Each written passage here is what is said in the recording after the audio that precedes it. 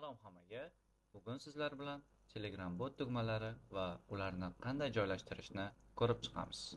Buning uchun BotPlace platformasiga kirib, sajda tugmasini bosamiz va botga nom beramiz. Shundan so'ng messenjerlar orasida Telegramni tanlab olamiz va BotPhaser orqali yangi bot yaratamiz. So'ngra botimizning nomini yozamiz. Keyin universal nomini yozib, oxirida bot so'zini qo'shib, keyin API tokenni kopировать qilib, Telegram botini BotPlace platformasiga ulab olamiz. Keraksiz tipochka сообщениyalarni o'chirib, yangi tipochka сообщениyalarni yaratib olamiz. Unda xohlasangiz tekst, foto, video fayllarni yuklash mumkin. Men esa foto qo'yib, tagiga izoh yozib qo'yaman. Izohlardan so'ng tagiga tugmalarni qo'shamiz va ularga nom qo'yamiz.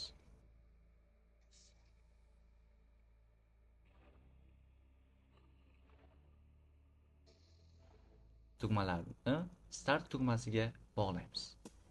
So'ngra tipochka сообщенияni klonировать qilamiz va ikkinchi tipochkadagi fotoni o'chirib, boshqa tekst yozib qo'yamiz.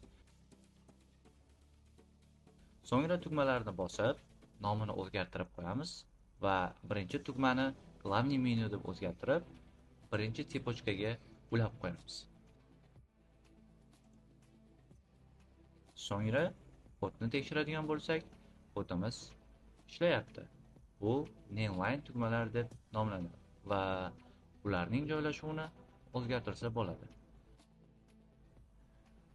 Buning uchun BotPlace ga kirib, Настройка klaviatura bo'limiga o'tamiz. Tugmalarni tanlab, ularning joylashuvini o'zgartiramiz. Botni qayta tekshirib ko'ramiz. Tugmalar joylashuvini o'zgarganini ko'rishimiz mumkin. Endi ularni Align tugmalarga aylantiramiz va yana Настройка klaviaturaga kiramiz va pastdagi tugmalarni yuqoriga ko'tarib qo'yamiz. Telegramda tekshirib ko'ramiz. Endi tugmalar Align ko'rinishda chiqdi va ishlayapti. Ammo Nameline tugmalar hamon mavjud. Pastdagi tugmalarni bosinglar. Ular hali ham chiqib keladi. Ularni yo'qotish uchun Telegram botni очистка qilib, qaytadan Start so'zini yozamiz. Nameline tugmalar yo'qoldi. Savol: bitta botda ikki xil tugmani ishlatsa bo'ladimi?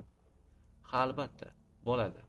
Align tugmaga qanday keltirgan bo'lsangiz, xuddi shunday qilib Nameline tugmaga ham keltirasiz. Tugmalarni pastga tushirib qo'yasiz. Telegramda tekshirsak, tugmalar Nameline ko'rinishida chiqdi. Hammasi mutlaqo to'g'ri ishlayapti. Endi esa uchta tugma ko'rinishini o'rgataman. Xo'p, buning uchun BotPlace platformasiga kiramiz. Stikkerlardan pastga qaragan ko'rsatkich stikkerlarni kopiya qilamiz. Har bir bo'limga shu stikkerni qo'shamiz. So'ngra bir bo'lim uchun tipochka сообщенияni klonировать qilamiz. Har bir bo'lim uchun tegishli so'zlar yozamiz. Ularni tagiga qo'yilgan stikkerni yuqoriga qaragan ko'rsatkich stikkeriga almashtiramiz. Qolgan bo'limlarda ham xuddi shu ishni takrorlaymiz.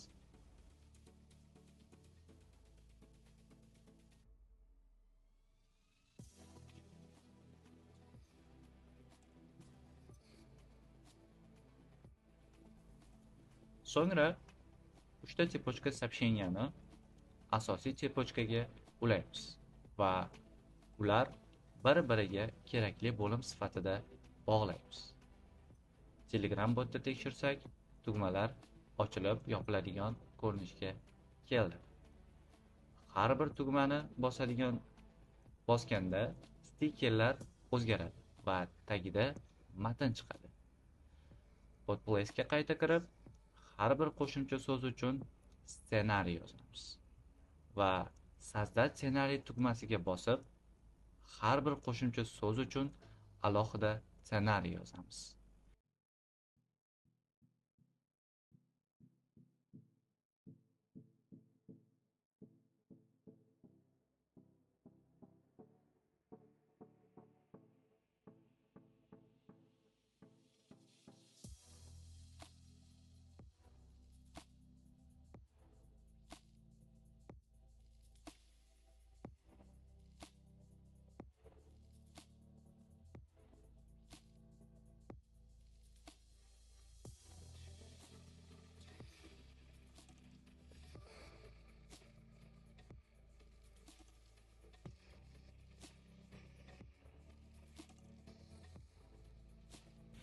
Endi esa inline tugma turini ko'rsataman.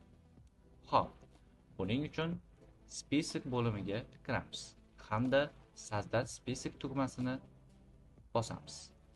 Mo'y spesikka menyu so'zini kiritamiz. Tipni textchaviy ga o'zgartiramiz. Imyaga razdel deb yozamiz va создатni bosamiz. So'ngra spesikka qaytib kirib, menyu so'zini tanlaymiz. Добавить запись tugmasiga bosib, menyudan chiqish kerak bo'lgan so'zlarni kiritamiz.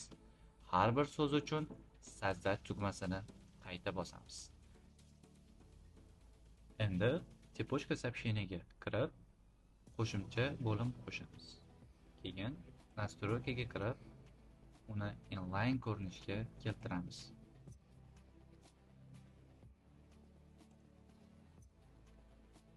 Настройкада esa tekst bo'limidagi joyni открыть встроенный bot Telegram deb o'zgartiramiz.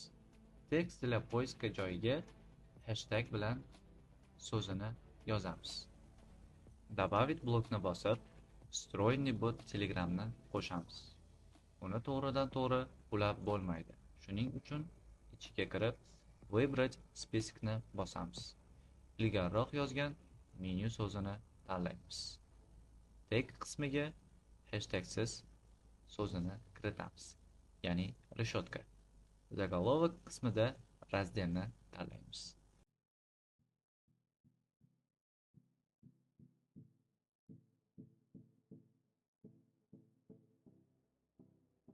Bo'lim ishlashi uchun переключательni qo'shib, unga ulab qo'yamiz. Ilgari yozgan so'zlarni kiritib chiqamiz. Menyuga qanday yozgan bo'lsak, shu yerda ham xuddi shunday yozamiz. Har birini saqlanib qilib chiqamiz.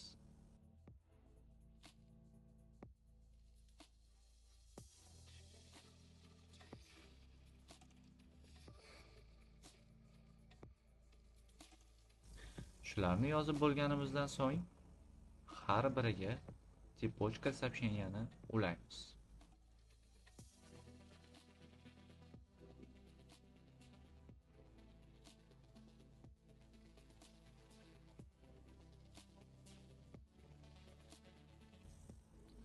Главный menyudagi bo'lim tugmasini bossak, boshqacha ko'rinishdagi inline tugmalar chiqib keladi.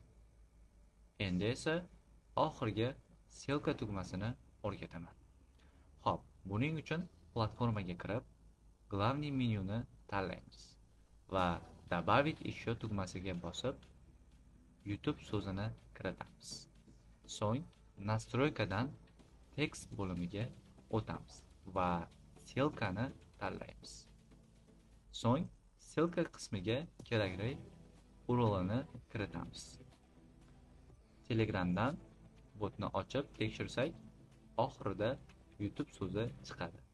Uni bossak, ссылка chiqib keladi va foydalanuvchi перейти по ссылке deb so'raladi. Перейти tugmasini bossak, shu URLga o'tadi.